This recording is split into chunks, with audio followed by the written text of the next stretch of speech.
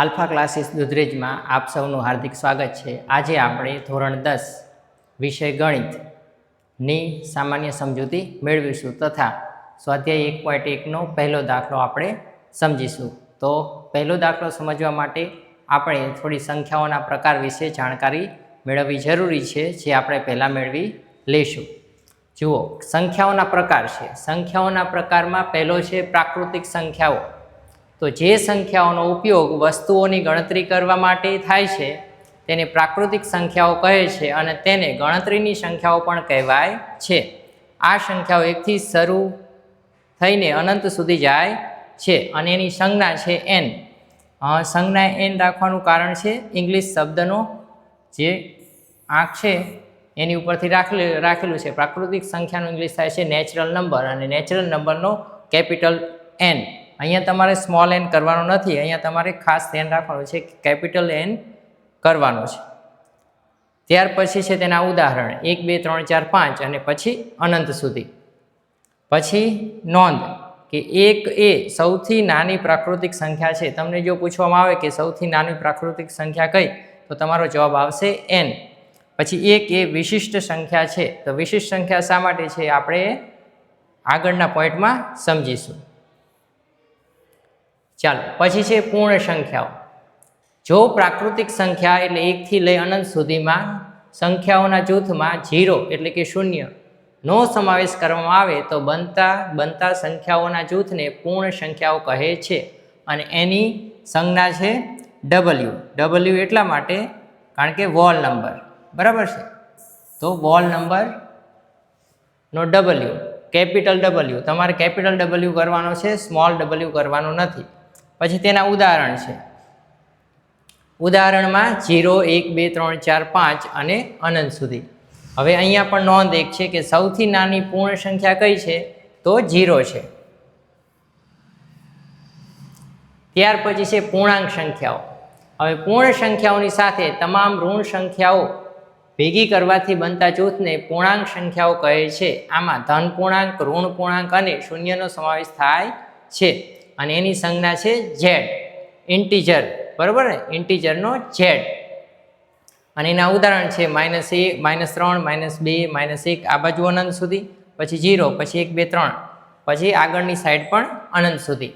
તો પૂર્ણાંક સંખ્યાઓની અંદર પોઈન્ટવાળી કોઈ પણ સંખ્યા આવશે નહીં। પછી છે સમય સંખ્યા। તો જે સંખ્યાઓને p/q સ્વરૂપમાં દર્શાવી શકાય, જ્યાં p અને q પૂર્ણાંક સંખ્યાઓ હોય અને q ક્યારેય શૂન્ય ન હોય, એટલે કે p બરાબર 0 ન હોય તેવી સંખ્યાઓનો સમય સંખ્યાઓ કહેવાય છે। તો કેવી રીતે? ધારો કે આપણે કોઈ પણ નંબર બોલવીએ છીએ કે ભાઈ 1 2 3 4 5, ધારો કે 5, બરાબર ને, તો છેદમાં 1 તો હંમેશા હોય જ છે। ધારો કે 4, તો છેદમાં હંમેશા 1 તો હોય જ છે। તો તમે પ્લસ બોલો કે માઇનસ બોલો, બધી સંખ્યાઓ સમય સંખ્યાઓ તો હશે જ। તે સિવાય અમુક સંખ્યાઓ હશે, ધારો કે આ 0.5, તો 0.5ને તમારે જો p/q સ્વરૂપમાં લખવું હોય તો 5ના છેદમાં પોઈન્ટ પછી એક સંખ્યા છે એટલે 10, પોઈન્ટ પછી બે સંખ્યા હોય તો 100, એવી રીતે વધારે તમારે 0 લગાડતું જવાનું છે। તો અહીંયા p બરાબર 5 અને q બરાબર 10।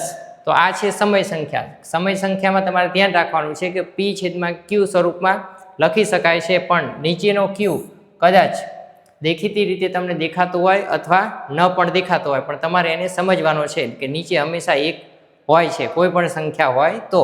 અને પોઈન્ટવાળી જે સંખ્યા આવશે તો પોઈન્ટવાળી સંખ્યામાં પોઈન્ટ કાઢવા માટે આપણે પોઈન્ટ પછી જેટલી સંખ્યા હોય તેટલા એકની સાથે શૂન્ય લગાવીને તેને આપણે p/q સ્વરૂપે લખી શકીએ છીએ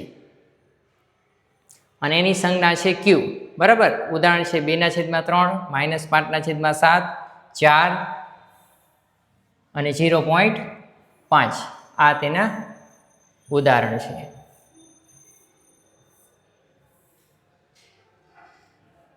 ચાલો, પછી છે અસમય સંખ્યાઓ। તો જે સંખ્યાઓને p/q સ્વરૂપમાં ન દર્શાવી શકાય તેવી સંખ્યાઓને અસમય સંખ્યાઓ કહે છે। આ સંખ્યાઓનું દશાંશ સ્વરૂપ અનંત અને અનાવૃત હોય છે। ઉદાહરણ તરીકે વર્ગમૂળ 2, વર્ગમૂળ 3, પાઈ કે જેનું પોઈન્ટ પછી તમને કોઈ પરફેક્ટ મૂલ્ય મળતું નથી, તે જુદા જુદા આંકડામાં બદલાતું રહે છે, એટલા માટે એને આપણે કહીશું અસમય સંખ્યાઓ કે જેને p/q સ્વરૂપમાં દર્શાવી શકાતા નથી. ત્યાર પછી છે વાસ્તવિક સંખ્યાઓ. તો તમામ સમય સંખ્યાઓ અને અસમય સંખ્યાઓના મિશ્ર સમૂહને વાસ્તવિક સંખ્યાઓ કહે છે.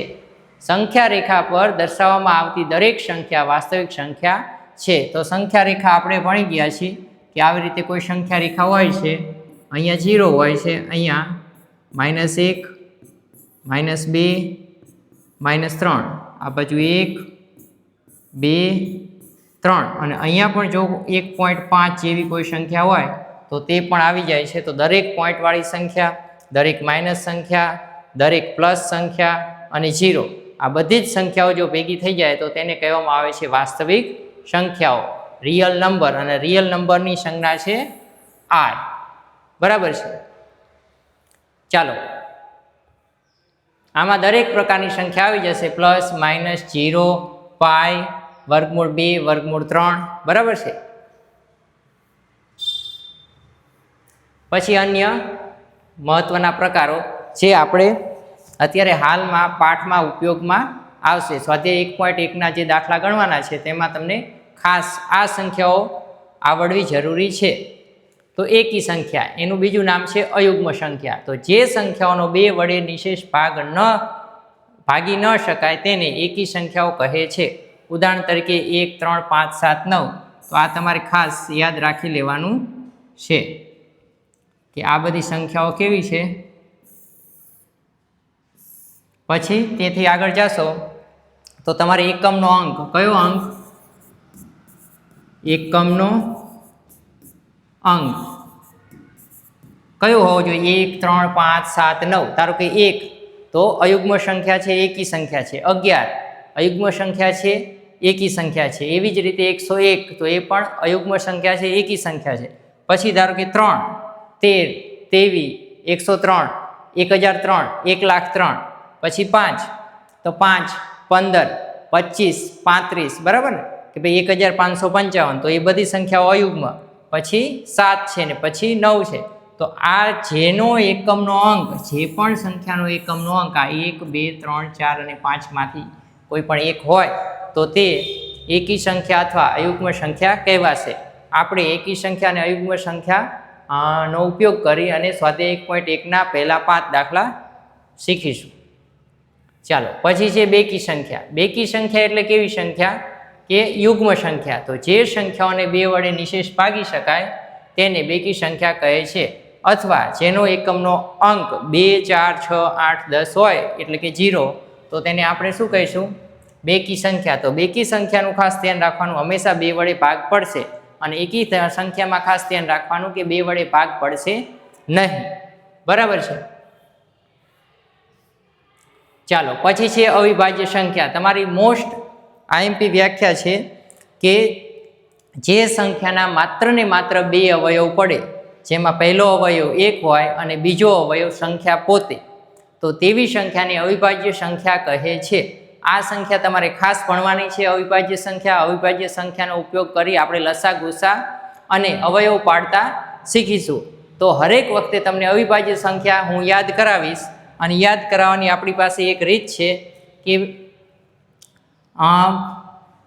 1 થી 50 સુધી અવિભાજ્ય સંખ્યાઓ તમારે યાદ કરી લેવાની છે. તેમાં પહેલા આવે છે 2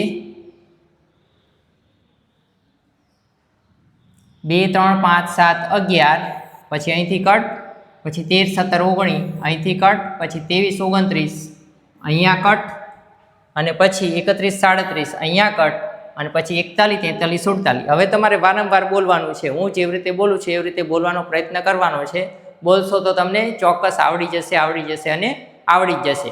પહેલાં બોલવાનું છે કે 2 3 5 7 11, પછી 2 3 5 7 2 3 5 7 11 13 17 19, પછી બીજી વખત 2 3 5 7 11 13 17 19 23 29, પછી આગળ કે 2 3 5 7 11 13 17 19 23 29 અને 31 37. તે પછી આગળ 2 3 5 7 11 13 17 19 23 29 31 37 અને તે પછી લાસ્ટ કે 2 3 5 7 11 13 17 19 23 29 31 37 41 43 અને 47. તો આવી રીતે તમે કટ કરીને બોલશો તો તમે આસાનીથી યાદ રાખી શકશો.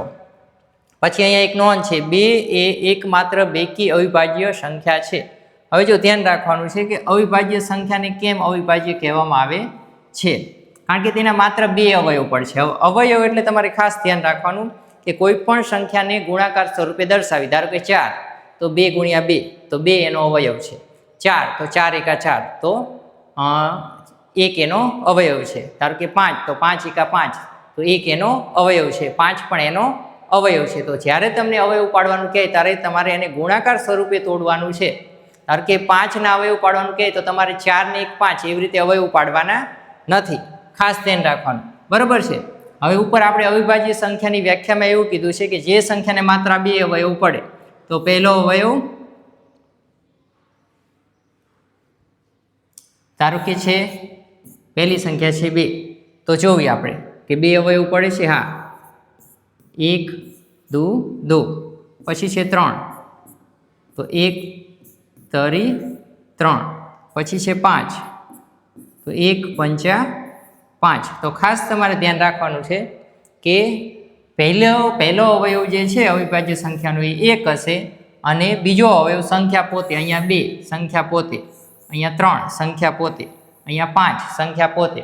તો બધી જ અવિભાજ્ય સંખ્યામાં હંમેશા પહેલો અવયવ 1 હશે અને બીજો અવયવ સંખ્યા પોતે હશે.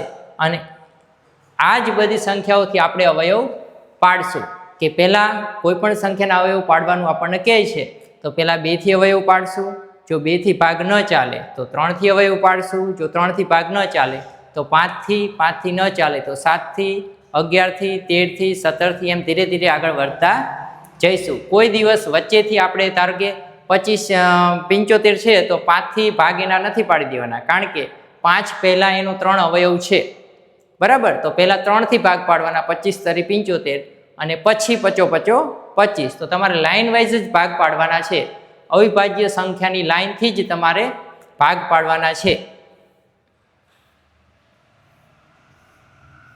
બરાબર છે. ચાલો આપણે એક સંખ્યા લેવી છે અને એના ભાગ પાડવાનો પ્રયત્ન કરીએ છીએ. ધારો કે 210, બરાબર છે. તો 210 ના અવયવ પાડવા હોય તો તમારે પહેલાં 2 થી ભાગ પાડવાના છે. 2 થી ભાગ પાડશો તો અહીંયા કેટલા આવશે?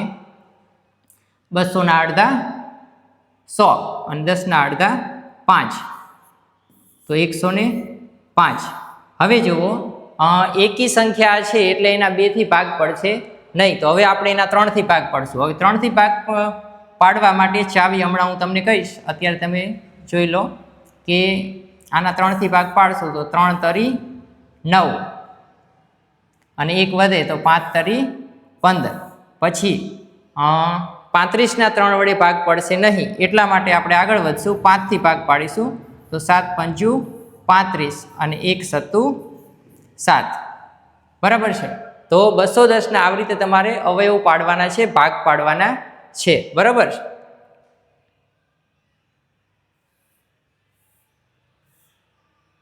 ચાલો પછી છે વિભાજ્ય સંખ્યાઓ. તો જે સંખ્યાઓને 2 કરતાં વધારે અવયવ હોય તેને વિભાજ્ય સંખ્યા કહે છે. ઉદાહરણ તરીકે 4 6 8 9 10. ધારો કે 4 છે તો 2 દુ 4, 6 છે તો 3 દુ 6, 8 છે તો 4 દુ 8, 9 છે તો 3 તરી 9, 10 છે તો 5 દુ 10, જેના 2 થી વધારે અવયવ છે. પછી 1 એ અવિભાજ્ય કે વિભાજ્ય સંખ્યા નથી, તે વિશિષ્ટ સંખ્યા છે, કારણ કે 1 ના આપણે 2 ભાગ કરી શકતા નથી, એટલા માટે એ વિશિષ્ટ સંખ્યા છે. એને અવિભાજ્ય પણ નથી કહેવાતી, વિભાજ્ય પણ નથી કહેવાતી, તેનું નામ છે વિશિષ્ટ સંખ્યા. ચાલો હમણાં આપણે વાત કરી કે કોઈ સંખ્યાના અવયવ પાડવા છે તો કેવી રીતે પાડવા, તો અવિભાજ્ય સંખ્યાથી પાડવા. ચાલો અવિભાજ્ય સંખ્યા તમને આવડે છે, વ્યાખ્યા પણ આવડે છે. હવે તમે સમજો કે ભાઈ તમને 2 થી ભાગ પાડવા છે, તો તમને જોઈને ખ્યાલ આવી જવો જોઈએ કે આના 2 થી ભાગ પડશે કે નહીં. તો એની માટે જોઈને ખ્યાલ આવે એના માટે આપણી પાસે થોડીક ચાવી છે, તો તમારે ભાગાકાર કરવા જવું પડશે નહીં. તો 2 થી ભાગ ચલાવવા માટેની ચાવી શું છે? સંખ્યાનો એકમનો અંક 2 4 6 8 0 હોય તો તે બેકી સંખ્યા છે તેના 2 થી ભાગ પડશે. ધારો કે 410, બરાબર છે, 410 આના 2 થી ભાગ પડશે. હા, 505 ના, એકમનો અંક 5 છે તો આના 2 થી ભાગ પડશે નહીં. તો પહેલો આપણને ખાસ ખ્યાલ આવી ગયો કે ભાઈ કોઈ પણ સંખ્યાને તમારે 2 થી ભાગ પાડવા હોય તો તમે ખાલી જોઈને જાણી શકશો, જોઈને જ તમે કહી શકશો કે ભાઈ આ સંખ્યાના 2 થી ભાગ પડશે કે 2 થી ભાગ નહીં પડે. તે પછી છે 3 થી ભાગ. ચાલો, 2 થી ભાગ ન પડતા હોય પછી તમે 3 થી ભાગ પાડવાનો ટ્રાય કરશો તો 3 વખતે તમારે ગુણાકાર કરવા જવાનું નથી, પરંતુ તમારે કોઈ સંખ્યા છે તો આપેલી સંખ્યાના બધા અંકનો સરવાળો કરી દેવાનો અને તે સરવાળો જે આવે છે જો એ 3 વડે ભાગ્ય હોય, વિભાજ્ય હોય તો આપેલી સંખ્યા 3 વડે વિભાજ્ય હશે. ધારો કે 105, ધારો કે અહીંયા લખેલું છે 105, તો આનો 3 થી ભાગાકાર થશે કે નહીં નિશેષ એ જોવું હોય તો બધાનો સરવાળો 1 ને 0 1 અને +5 એટલે 6 જવાબ આવ્યો. 6 એ 3ના ઘડિયામાં આવે છે માટે આ સંખ્યા 3 થી ભાગ પડશે. તો એવી રીતે ગમે તેટલી મોટી સંખ્યા હોય બધી સંખ્યાનો તમારે સરવાળો કરી નાખવાનો છે. ધારો કે 1 1 1 આ સંખ્યા છે આના 3 થી ભાગ પડશે કે નહીં તમારે ચેક કરવું હોય તો 1 2 અને 3 ત્રણેયનો સરવાળો, 3 સંખ્યાનો સરવાળો થાય છે 3, માટે આના 3 થી ભાગ પડશે. 3ના ઘડિયામાં 3 આવે છે, 3 એકા 3, બરાબર છે. પછી એની પછી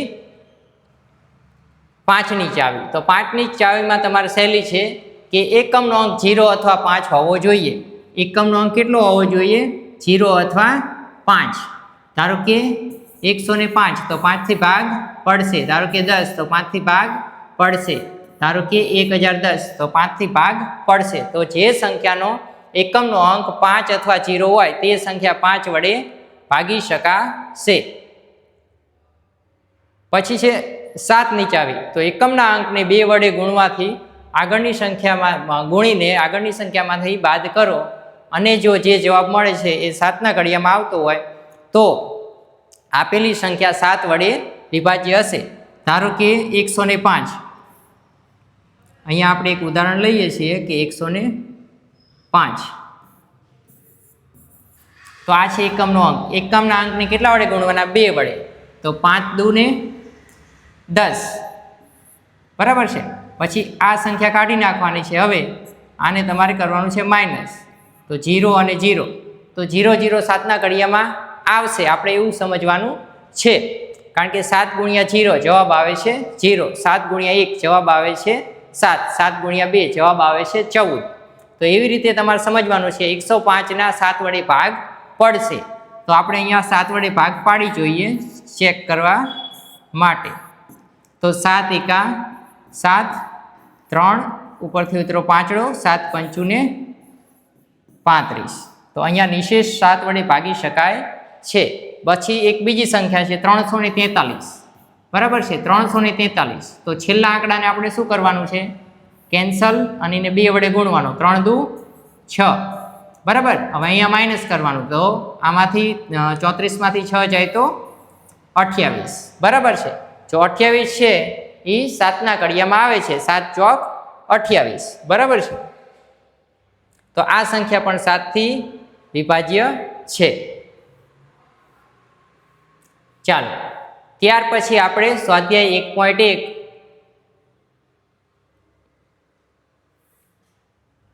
બરાબર કે નીચેની દરેક સંખ્યાને તેના અવિભાજ્ય અવયવોના ગુણાકાર સ્વરૂપે દર્શાવો. તો હવે આપણે શું કરવાનું છે? શું લખેલું છે? અવિભાજ્ય. અવિભાજ્ય એટલે 2 3 5 7 11 એ બધી સંખ્યા આવે એ રીતે આપણે એને દર્શાવવાનું છે. પછી બીજું ગુણાકાર. તો જે આપણને જેટલી સંખ્યા મળશે એટલી સંખ્યા વચ્ચે આપણે ગુણાકારની નિશાની કરવાની છે અને પછી એ સ્વરૂપે આપણે એને દર્શાવવાનું છે. અવયવ. અવયવ એટલે મેં તમને હમણાં કીધું હતું કે ગુણાકાર સ્વરૂપે તમારે જે સંખ્યા કોઈ સંખ્યાના ભાગ કરવાના છે એ ભાગને આપણે કહીશું અવયવ. ધારો કે 5 છે તો 5 દુ 10, 10 છે તો 5 દુ 10, તો 5 અને 2 એના અવયવ થશે, બરાબર છે. તો આપણે એ રીતે આ પહેલી સંખ્યાને દર્શાવવાની છે અને એના આપણે ભાગ કરશું.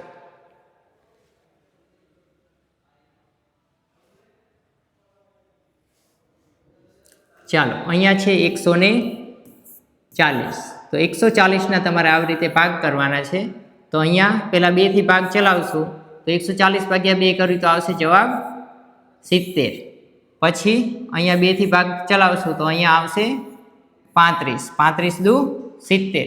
જેને નથી આવડતું એને 2થી ભાગ ચલાવી લેવાનો છે. 140 ભાગ્યા 2 કરવાનું છે, પછી 70 ભાગ્યા 2 કરવાનું છે. હવે 35ના હમણાં આપણે જોયું હતું કે આ એકી સંખ્યા છે તો 2 વડે ભાગ ચાલશે નહીં. પછી 3 વડે ભાગ ચલાવવાના છે અવિભાજ્ય સંખ્યા મુજબ. તો 3 વડે ભાગ આના ચાલશે એ ચેક કરવું હોય તો 5 ને 3 8. તો 3ના ઘડિયામાં 8 આવશે નહીં. તો આના 3થી પણ ભાગ ચાલશે નહીં. હવે ચલાવવાના છે 7થી ભાગ. બરાબર છે. તો 5થી ભાગ ચલાવવાના છે. પાછળ પાંચડો છે એટલા માટે 5થી ભાગ ચાલશે. તો 7 પંચું 35. અને અહીંયા 7 અવિભાજ્ય સંખ્યા છે એટલા માટે 1 સત્તું 7. અહીંયા તમારે નીચે હંમેશા એકડો આવી જવો જોઈએ તો તમારા અવયવ કમ્પ્લીટ પડશે. હવે આ જે અવયવ તમે પાડેલા છે એ અવયવને તમારે ખાસ ધ્યાન રાખવાનું, આવી રીતે લખવાનું છે. કેટલા છે? 2 ગુણ્યા 2 ગુણ્યા 5 ગુણ્યા 7. 2 ગુણ્યા 2 ગુણ્યા 5 ગુણ્યા 7. અને પછી જો હજી તમારે એક સ્ટેપ વધારે કરવું હોય તો અહીંયા બગડા કેટલા છે? 2. તો 2ની 2 ઘાત. પાંચડા કેટલા છે? 1. તો 5ની 1 ઘાત. સાતડા કેટલા છે? 1. તો 7ની 1 ઘાત. તો તમને પરીક્ષાની અંદર જ્યારે એવું કહેશે કે ભાઈ અવિભાજ્ય અવયવના ગુણાકાર સ્વરૂપે દર્શાવો તો અવિભાજ્ય છે, બરાબર ને? પછી આ બધા એના અવયવ છે અને આ ગુણાકારના સ્વરૂપે આપણે એને દર્શાવી દીધું છે. પછી દાખલા નંબર 2.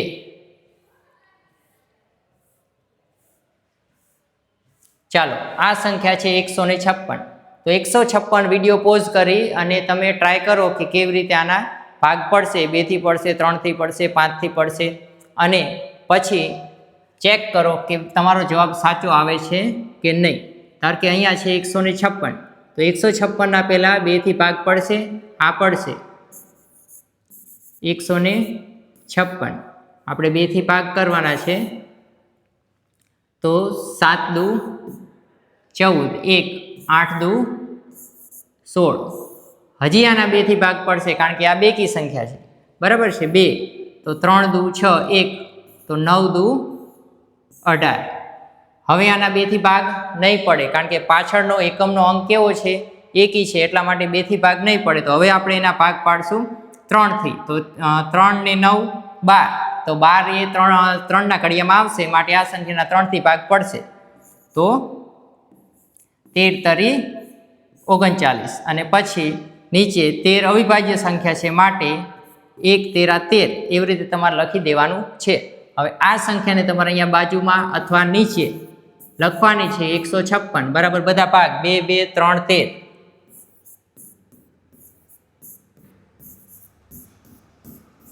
અને પછી એને ઘાત સ્વરૂપે દર્શાવવાની છે, બરાબર છે. તો આ તમારા આનો તમને 1 માર્ક આપવામાં આવશે અને 1 માર્ક આ લખાણનો આપવામાં આવશે. તો ખાસ ધ્યાન રાખવું, તમારે પહેલાં આ લખવાનું છે, આની એક્ઝેક્ટ નીચે આ લખવાનું છે અને પેજની વચ્ચોવચ્ચ તમારે આ લખવાનું છે, બરાબર છે.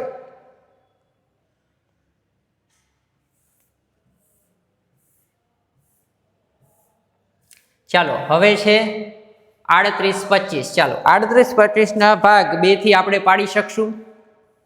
ના, 38 25 2થી ભાગ નહીં પડે કારણ કે એકમનો અંક કયો છે? એકમનો અંક 5 છે, જે એકી સંખ્યા છે. તો હવે આપણે એને 3 વડે ભાગ પાડવાનો પ્રયત્ન કરશું. 3 8 ને 3 11, 12 13, 13 ને 5 18. હા, તો આના 3થી ભાગ પડશે, તો આપણે એને 3થી ભાગ પાડવાનો પ્રયત્ન કરીશું.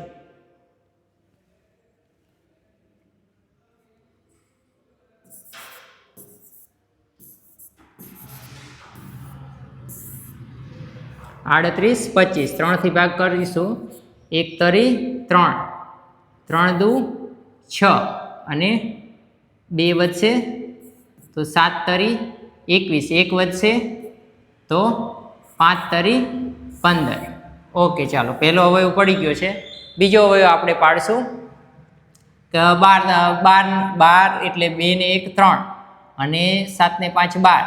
તો 12 ને 3 15, તો 15 રહ્યા 3ના કડિયામાં આવશે, હજી આના 3થી ભાગ પડશે, તો 4 તરી 12 અને 7 છે તો 3 દુ 6, તો 1 વધશે તો 5 તરી 15, હવે 5 ને 2 7, 7 ને 4 11, હવે 3થી ભાગ પડશે નહીં, તો હવે આપણે એના ભાગ પાડશું 5થી, તો 8 પંચું 40, 2 અને 5 5 25, બરાબર છે। હવે આના 5થી ભાગ હજી એક વખત પડશે, તો 17 પંચા 85 અને 1 17 17, હવે આને તમારે બાજુમાં લખી દેવાનું છે, 38 25 બરાબર 3 3 5 5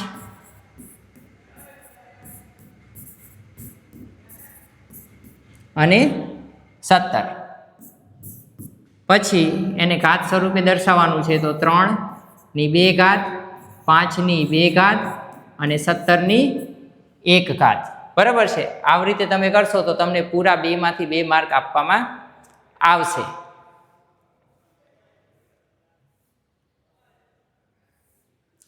ચાલો પછી છે 5005, હવે 5005 ને આપણે ખ્યાલ છે કે ભાઈ એકી સંખ્યા છે એટલા માટે 2 થી ભાગ નહીં ચાલે, તો આપણે એને 3 થી ભાગ, તો 5 દુ 10, તો 10 પણ 3ના કડિયામાં આવતા નથી, માટે 3 થી પણ ભાગ નહીં ચાલે, તો હવે આપણે ભાગ ચલાવશું કેટલાથી? 5થી, 5 થી ભાગ ચાલશે કારણ કે પાછળ પાંચડો આપેલો છે, બરાબર છે। તો 5 થી ભાગ ચલાવશું તો 1 પંચું 5, 0 0, 1 પંચું 5, હવે જુઓ આના કેટલાથી ભાગ ચાલશે કે 5 થી ભાગ હવે નહીં ચાલે, 5 પછી 7, 7 થી ભાગ ચાલશે કે નહીં, તો ચાવી દ્વારા ચેક કરવું હોય તો ચાવી દ્વારા, અને જો ન તમને ચાવી યાદ રહી હોય તો 7 એકા 7, 7 ને 3 10, 0, 7 ચોક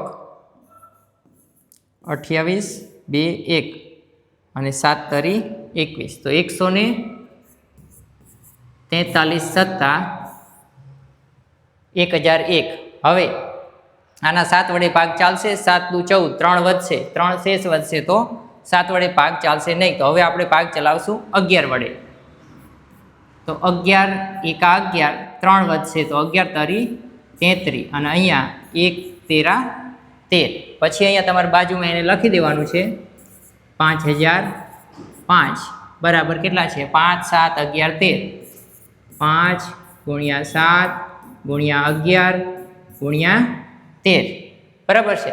પછી એને તમારે લખી દેવાનું છે ઘાત સ્વરૂપે, 5 ની 1 ઘાત, 7 ની 1 ઘાત, 11 ની 1 ઘાત અને 13 ની 1 ઘાત, તમે આટલું લખશો તો તમને પૂરા 2 માર્ક આપવામાં આવશે।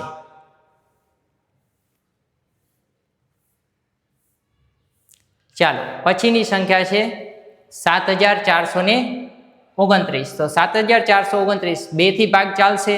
ના, 2 થી ભાગ નહીં ચાલે, હવે 3 થી ભાગ ચલાવવાના છે, તો 4 ને 2 6 એટલે 3 થી ચાલશે, 3 તરી 9 3 થી ચાલશે, પણ આ 7 તો 3 દુ 6, તો અહીંયા 7 બને છે, તો આના 3 થી ભાગ ચાલશે નહીં, તો હવે આના ભાગ આપણે ચલાવશું 5 થી, તો 5 થી પણ ચાલશે નહીં કારણ કે એકમનો અંક 5 અથવા 0 નથી, તો પછી આપણે ભાગ ચલાવશું 7 થી, તો 7 એકા 7 અને 7 છક 42, આના 7 થી પણ ભાગ ચાલશે નહીં, તો હવે આપણે ભાગ ચલાવશું 13 થી 11 થી, તો 7 ને 2 9 અને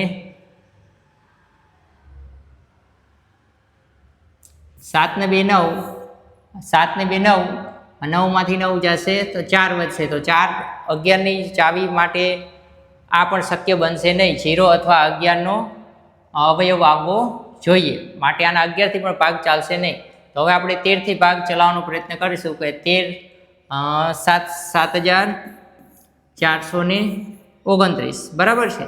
13 થી ભાગ ચલાવશું તો 13 નો તમે ઘડિયો ભરશો, 13 પંચું 65 અને 13 છક 78, 13 પંચા 65, તો અહીંયા 9 વધશે, અહીંયા 2, તો 13 સત્તા 91, તો 13 છક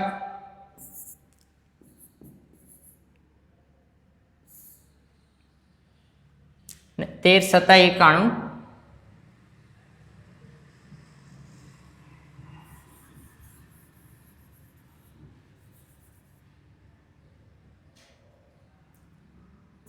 તેર સત્તા 91, તો અહીંયા 1 વધશે, અહીંયા 9, તો અહીંયા 13 થી પણ ભાગ ચાલશે નહીં. તો હવે તમારે ભાગ ચલાવવાનો રહેશે 13 પછી 17. તો અહીંયા આપણે હવે 17 થી ભાગ ચલાવીશું. તો 17 ચોક 68,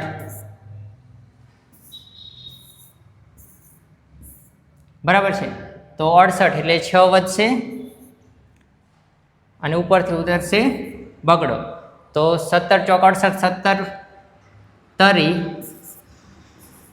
51, તો અહીંયા કેટલા વધશે 1 અને અહીંયા 1 અને ઉપરથી ઉતરે 9. તો 7 7 49, 17 સત્તા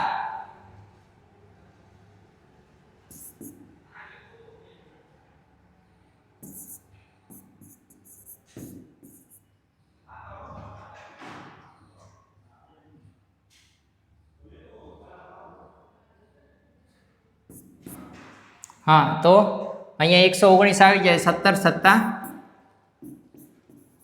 119, 0 0 0. તો આનો ભાગ, આ સંખ્યાનો ભાગ કેટલાથી ચાલશે? 17 થી ચાલશે.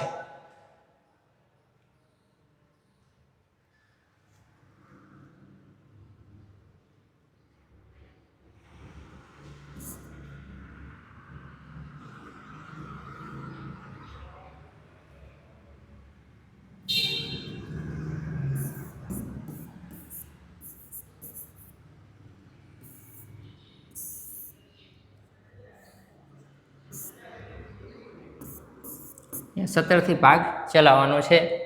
તો કેટલો આપણી પાસે જવાબ આવ્યો હતો?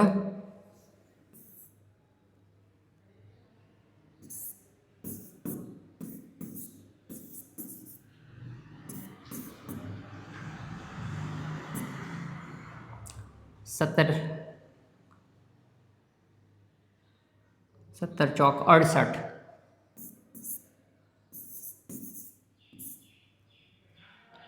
6 2, 17 55, 17 ચોક 68, 17 તરી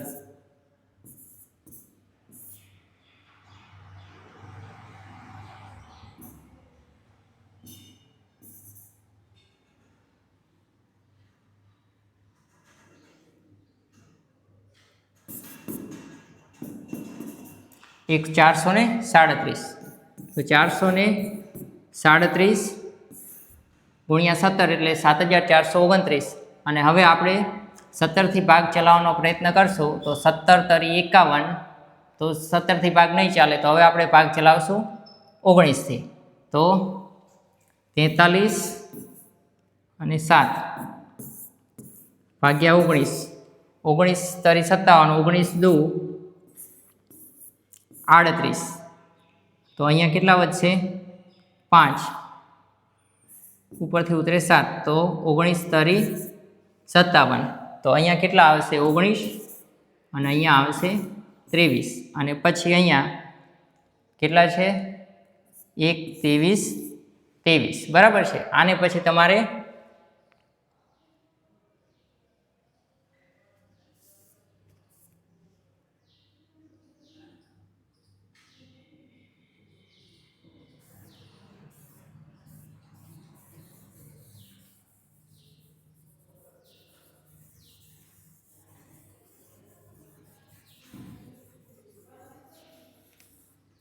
ચાલો પછી આપણે એને લખી દેવાનું છે.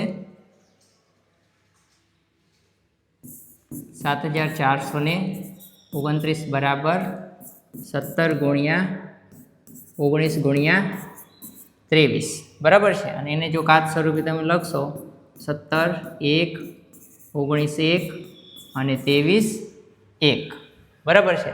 તો આવી રીતે તમારે દાખલા બધા ગણવાના રહેશે. ચાલો તો અહીંયા આપણે સ્વાધ્યાય 1.1 અવિભાજ્ય અવયવને ગુણાકાર સ્વરૂપે દર્શાવ્યું છે એનો દાખલા નંબર 1 પૂરો કર્યો છે.